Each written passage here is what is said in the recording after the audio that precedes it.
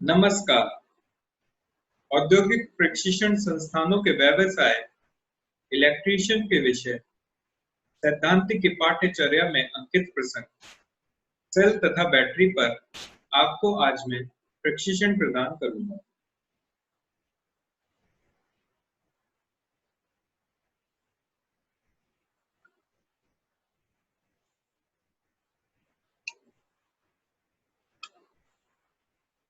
आइए जानते हैं विद्युत सेल क्या होते हैं।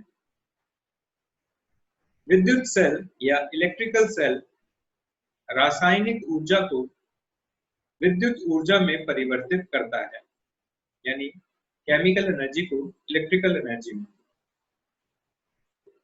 सेल को उच्च वोल्टेज अथवा उच्च करंट पाने के लिए भिन्न भिन्न समूहों में जोड़ते हैं। इन समूहों को बैटरी कहते हैं। एक अकेला सेल हाई वोल्टेज और हाई करंट नहीं दे पाता है, इसीलिए इन्हें समूहों में जोड़ा जाता है अलग अलग तरीके से। विद्युत सेल दो प्रकार के होते हैं, प्राइमरी सेल और सेकेंडरी सेल।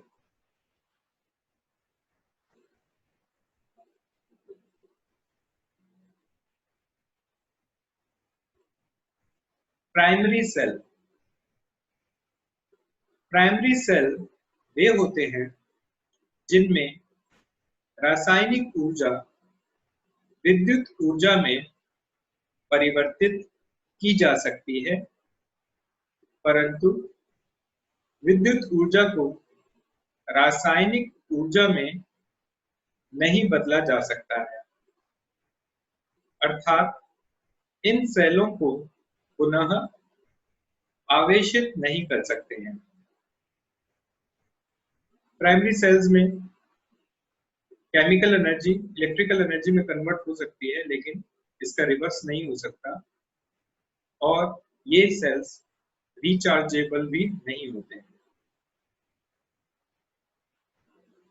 इस सेल का मुख्य अवगुण यह है कि एक बार प्रयोग करने के पश्चात डिस्चार्ज हो जाने पर दोबारा प्रयोग नहीं कर सकते।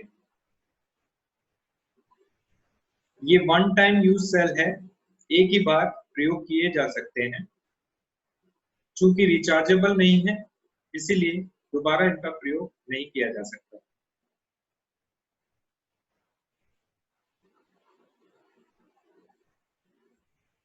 प्राइमरी सेल के उदाहरण: पहला, साधारण वोल्टेज सेल। दूसरा, डेनियल सेल। तीसरा, लैग्रांची सेल। चौथा, ड्राई या शुष्क सेल। पांचवा, मरकरी सेल। छठा, सिल्वर ऑक्साइड सेल।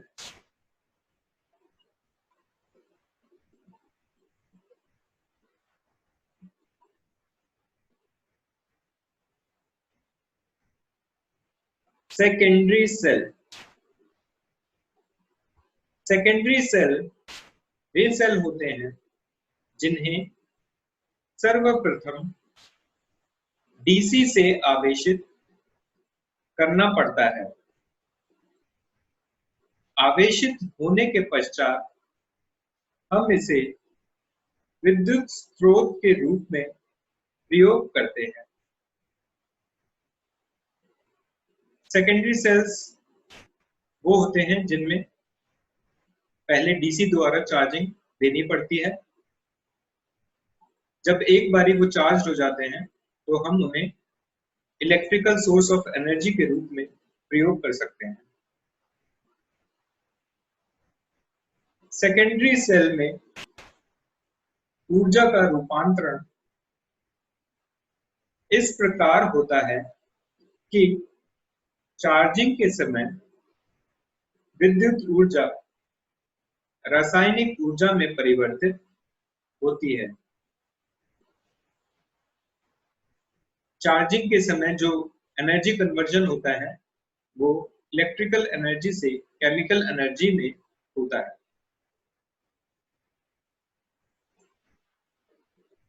जब सेल लोड को सप्लाई दे रही होती है तब वह रासायनिक ऊर्जा को विद्युत ऊर्जा में परिवर्तित करती है। जब सेल चार्ज हो जाता है और हम उसे किसी इक्विपमेंट के साथ कनेक्ट करते हैं तो जो केमिकल एनर्जी सेल के अंदर स्टोर हो जाती है वो इलेक्ट्रिकल एनर्जी में कन्वर्ट हो जाती है और हमारा इक्विपमेंट वर्क करने लगता है।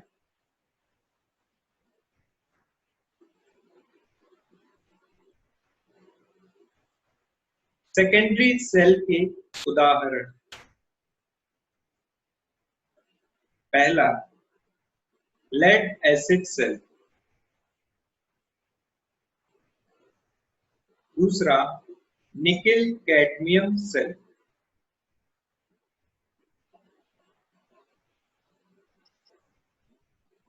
तीसरा, निकेल आयरन सेल। इन तीनों में से लेड एसिड सेल ज्यादातर प्रयोग में लाए जाते हैं।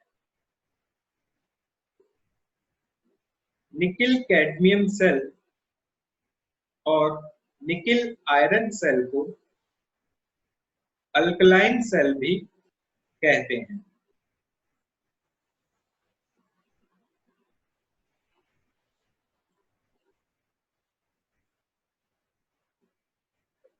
सेलों का संयोजन या सेल ग्रुपिंग।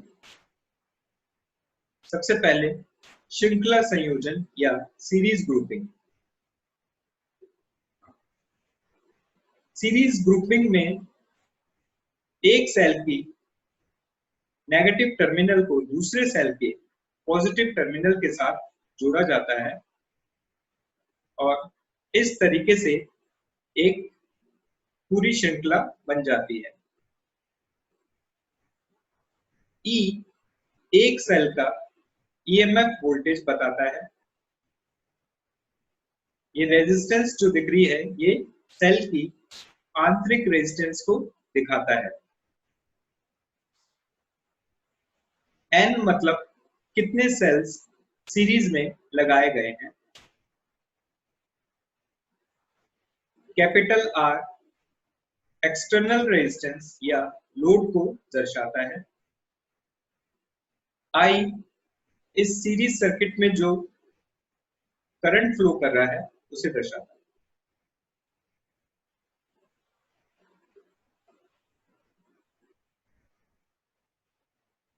दूसरा, समानांतर संयोजन या पैरेलल ग्रुपिंग। इसमें सेल्स को पैरेलल में लगाया जाता है। पैरेलल में लगाने का तरीका है कि सब सेल्स की पॉजिटिव टर्मिनल को एक साथ जोड़ा जाए और सभी सेल्स के नेगेटिव टर्मिनल को एक साथ जोड़ा जाए।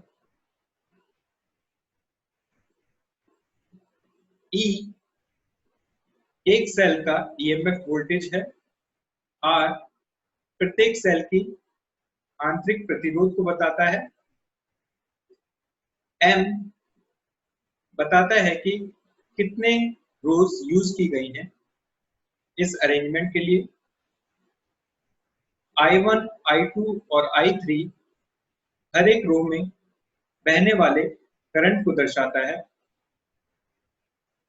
टोटल करंट I इन तीनों करंट्स के सम के बराबर होगा, यानी I is equal to I1 plus I2 plus I3। Capital R load resistance को दर्शाता है।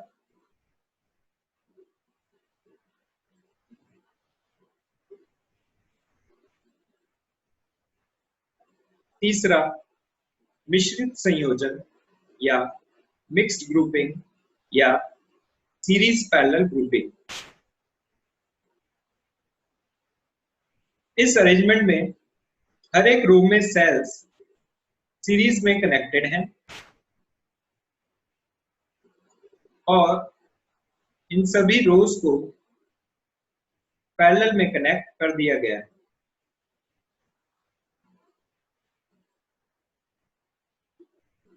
n बताता है कि एक रो में कितने सेल्स हैं और m बताता है कि कितनी रोज का इस्तेमाल हुआ है इस अरेंजमेंट में, यानी n गुणा m बताता है total number of cells. E हर एक सेल का EMF वोल्ट, R हर एक सेल का internal resistance, capital R load resistance और I टोटल करंट को बताते हैं। I is equal to I1 plus I2 plus I3।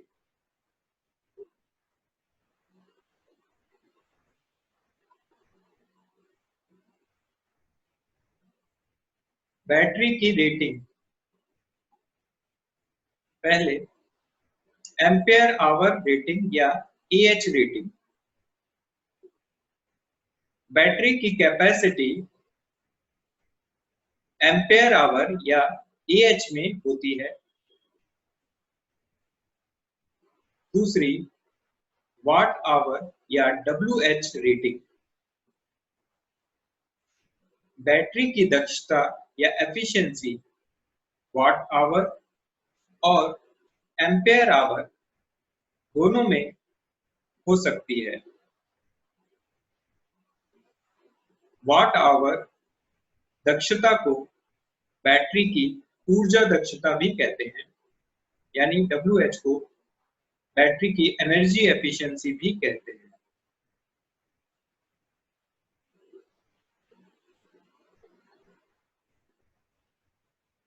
Battery charging के तरीके। चार्जिंग के लिए DC सप्लाई निम्न उपकरणों से ली जा सकती है। पहला, DC मोटर जनरेटर सेट। दूसरा, रेक्टिफायर। रेक्टिफायर अल्टरनेटिंग करंट यानी AC को डायरेक्ट करंट यानी DC में परिवर्तित करता है। तीसरा, बैटरी चार्जर। चार्जिंग के विभिन्न तरीके हैं। पहला, स्थिर धारा द्वारा या कांस्टेंट करंट मेथड। दूसरा, स्थिर वोल्टेज द्वारा या कांस्टेंट वोल्टेज मेथड। इन दोनों में से कांस्टेंट वोल्टेज मेथड ज्यादातर यूज किया जाता है, क्योंकि इस मेथड द्वारा चार्जिंग में कम समय लगता है, लेकिन कांस्टेंट करंट मेथड द्वारा चार्जिंग में ज्यादा टाइम लगता है।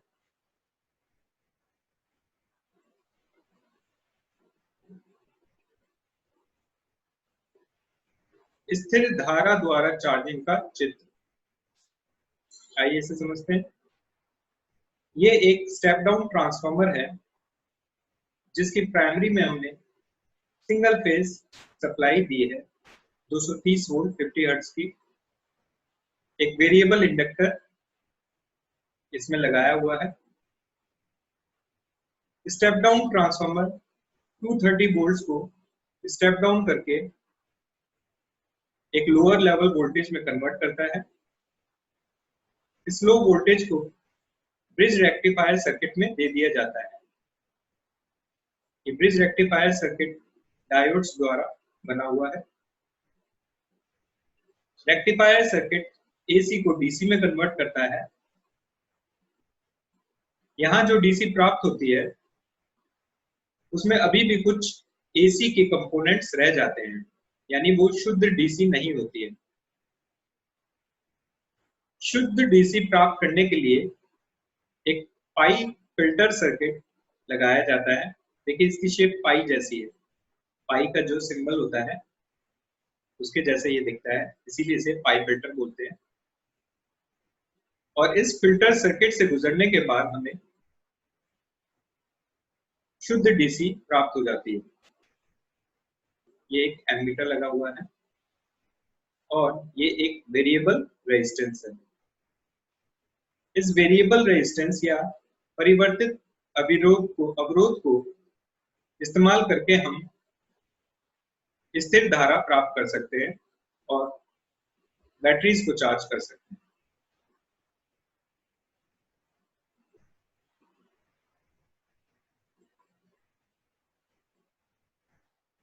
स्थिर वोल्टेज द्वारा चार्जिंग का चित्र। इसमें ये स्टेप डाउन ट्रांसफार्मर है। प्राइमरी में हमने सिंगल फेज सप्लाई दी है।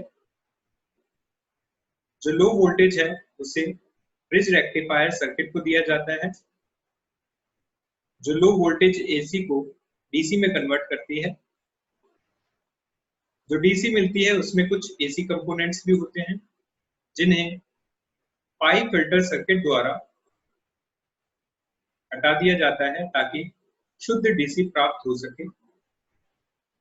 ये वोल्ट मीटर पैरेलल में कनेक्टेड है और ये एक अवरोध है, प्रतिरोध है लो वैल्यू का। यहाँ जो शुद्ध डीसी प्राप्त होती है उससे हम बैटरी बैंक को चार्ज कर सकते हैं कांस्टेंट वोल्टेज द्वारा।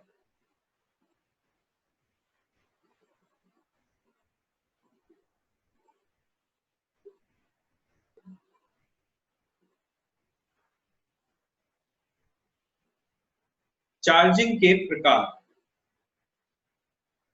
पहला, प्रारंभिक चार्जिंग या इनिशियल चार्जिंग। बैटरी को जब हम मार्केट से लेकर आते हैं और उसके बाद उसे चार्जिंग पे लगाते हैं तो स्टार्टिंग में जो चार्जिंग की जाती है उसे प्रारंभिक चार्जिंग या इनिशियल चार्जिंग कहते हैं। सामान्य चार्जिंग या नॉर्मल चार्जिंग। बैटरी को हम नॉर्मली यूज कर रहे हैं और बैटरी डिस्चार्ज हो जाती है, फिर हम उसे दोबारा से रिचार्ज करते हैं, यानी जो हमारे रूटीन में चार्जिंग चल रही है वही नॉर्मल चार्जिंग है। Float charging. इस मेथड में चार्जिंग और डिस्चार्जिंग दोनों साथ साथ होते हैं।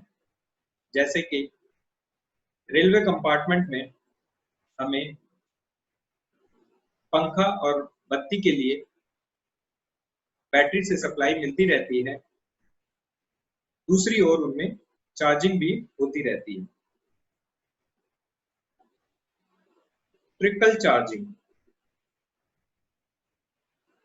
बैटरी जब यूज में ना हो और उसे फुली चार्ज रखना हमारी जरूरत है तो उसे ट्रिकल चार्ज किया जाता है।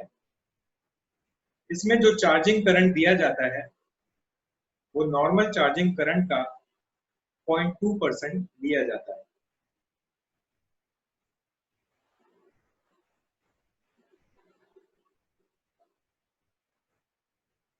बैटरी की टेस्टिंग। बैटरी की चार्जिंग हालत जानने के लिए निम्न को मापना चाहिए। पहला, विशिष्ट गुरुत्व यानी स्पेसिफिक ग्रेविटी को हाइड्रोमीटर द्वारा मापना चाहिए। इसकी वैल्यू 1.26 होनी चाहिए। हाइड्रोमीटर एक यंत्र है जो स्पेसिफिक ग्रेविटी को मापता है। दूसरा, सेल वोल्टेज को वोल्ट मीटर के बजाय सेल टेस्टर से मापना चाहिए। ऐसा इसलिए कि सेल टेस्टर में लोडिंग अरेंजमेंट होता है। इसकी वैल्यू 2.07 वोल्ट के करीब होनी चाहिए।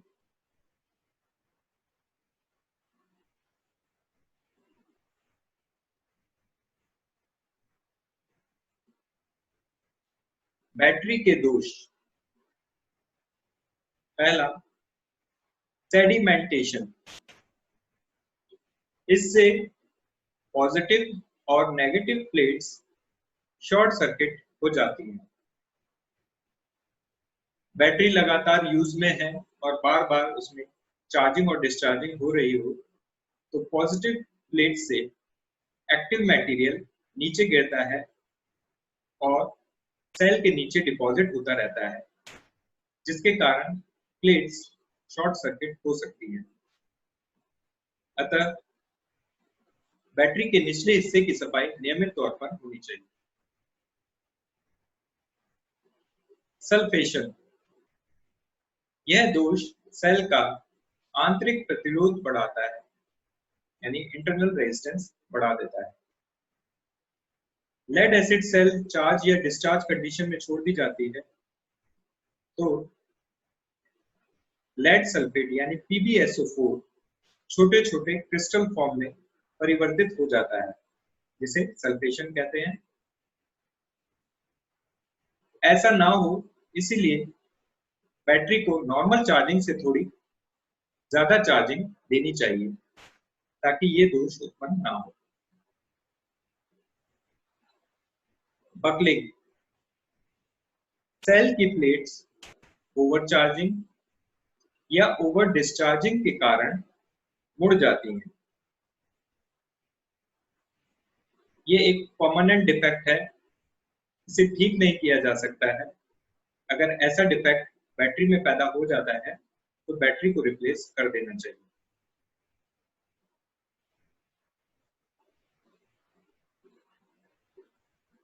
बैटरी का रखरखाव। बैटरी 1.8 वोल्ट से नीचे डिस्चार्ज ना हो। बैटरी का विशिष्ट गुरुत्व 1.18 से कम ना हो। बैटरी का तापमान 45 डिग्री सेंटीग्रेड से कम रखना चाहिए। ज्यादा तापमान पर बैटरी फूल जाती है और बर्स्ट भी हो सकती है। बैटरी में पानी की कमी डिस्टिल वाटर से पूरित करें। नॉर्मल टैप वाटर के बजाय डिस्टिल वाटर का प्रयोग करना चाहिए। बैटरी टर्मिनल नियमित साफ करें और हो सके तो टर्मिनल पर ग्रीस भी लगा दें। इस्तेमाल ना होने की दशा में बैटरी को ट्रिकल चार्ज करें। इसके अलावा बैटरी जहां रखी जाती है वो कमरा हवादार होना चाहिए।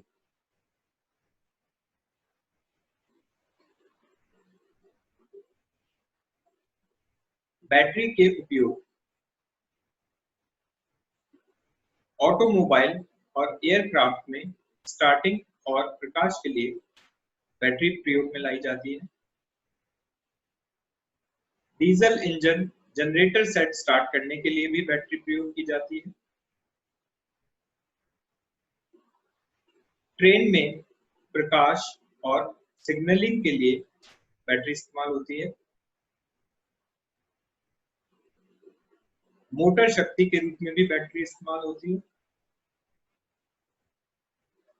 आपातकालीन और स्टैंड बाय लाइटिंग के रूप में इनका उपयोग किया जाता है, जैसे कि यूपीएस।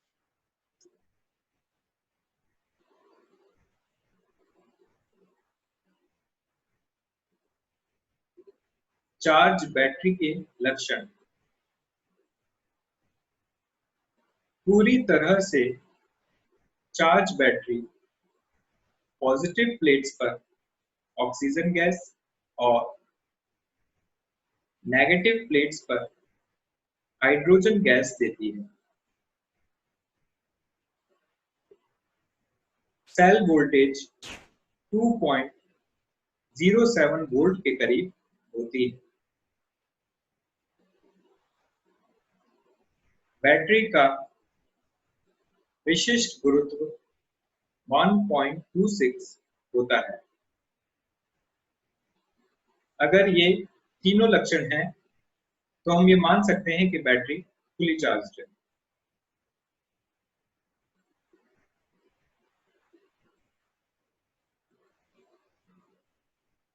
प्रशिक्षण का सारांश। इस पाठ्यक्रम द्वारा हमने जाना सेल और उसके प्रकार क्या हैं, बैटरी को कैसे संयोजित किया जा सकता है, बैटरी चार्जिंग के विभिन्न तरीके कौन से हैं, बैटरी के दोष और रखरखाव कैसे किया जा सकता है, तथा बैटरी के विभिन्न उपयोग क्या क्या हैं।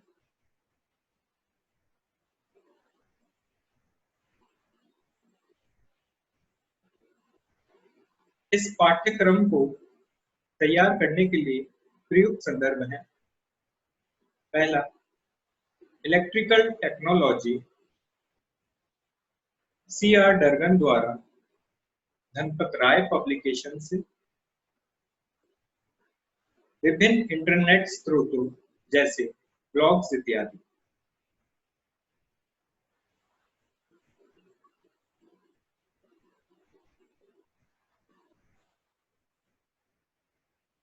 आज मैंने सेल तथा बैटरी पर आपको प्रशिक्षण प्रदान किया है। आशा है आपको यह प्रशिक्षण भविष्य हेतु मददगार होगा। धन्यवाद।